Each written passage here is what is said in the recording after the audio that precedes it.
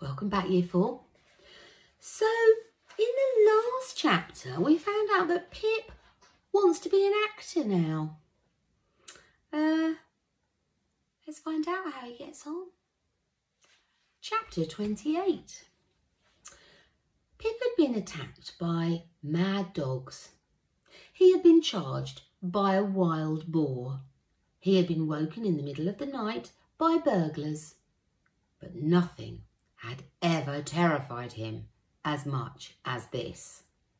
He was standing at the front of the stage, looking around the theatre, staring at the pit and the galleries, trying to remember the words that he had just been taught.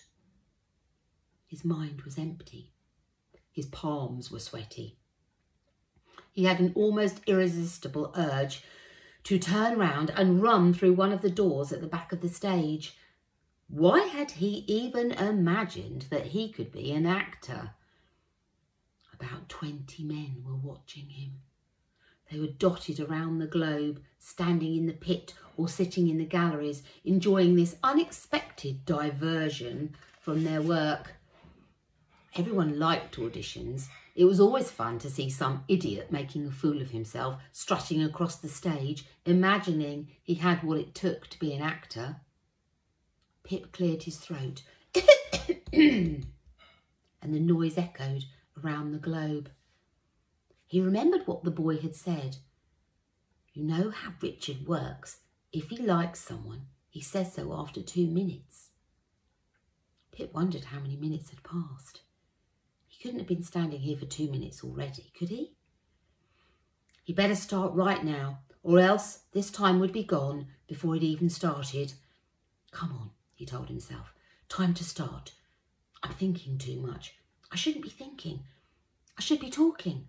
I should be speaking the words that Nathan taught me.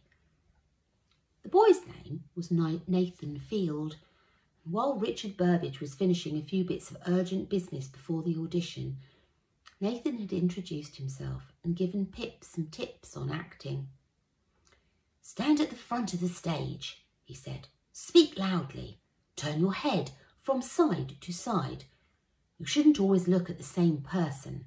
Now, what are you going to speak? Speak? What lines? Which play? I don't know any lines, said Pip. I've only ever seen one play, and that was yesterday. Nathan shook his head. Then you'd better learn some now. We'll do something easy. Repeat after me. And Nathan spoke a few lines, saying them again and again, until Pip could repeat them back again, with pausing or without pausing or getting anything wrong. But now Pip couldn't say a word. He just stared at the men in the pit and the galleries. There was Robert Armand and Richard Burbage, and there, standing alone, was Nathan Field. And when their eyes met, Nathan lifted his right hand, gave a thumbs up. Pip cleared his throat again and started speaking. What came out was a meek little whisper. Oh, Romeo. His voice was so quiet, even he could hardly hear it. He cleared his throat again and started again. Oh, Romeo. Romeo. He was still too quiet. He started once more. Oh, Romeo, Romeo, wherefore art thou, Romeo? That was better. With each word he spoke, Pip gained a little more confidence. He spoke louder. He made bigger gestures with his arms. He looked men directly in the eye and spoke straight at them. He said, Deny thy father and refuse thy name, or if thou wilt not be but sworn my love, I'll no longer be a Capulet. Pip was beginning to enjoy himself. He liked the sound of his own voice echoing around the globe. He took a deep breath and started on the next line.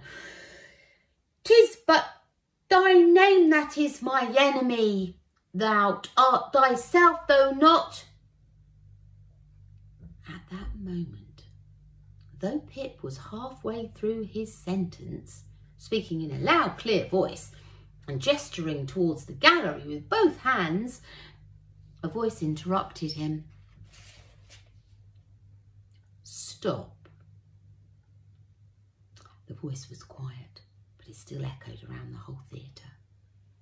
Richard Burbage had one of those voices that booms across any space, demanding to be heard, however quietly he spoke. Pip stopped speaking and stood there with his mouth open. Like everyone else, he stared at Richard Burbage, waiting to hear what he would say next.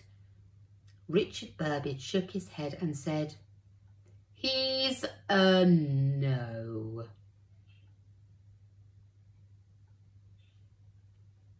All around the globe, as soon as they heard those words, people hurried to resume their work, preparing for the afternoon's performance. Within seconds, noise and movement resounded from every corner of the theatre. Pip had been forgotten already.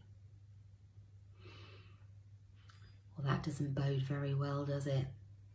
I think Pip's ambition to be an actor has just been kind of crushed. Richard Burbage was not impressed. He's a no. Listen up to find out what Pip does about it. Bye for now, Year 4.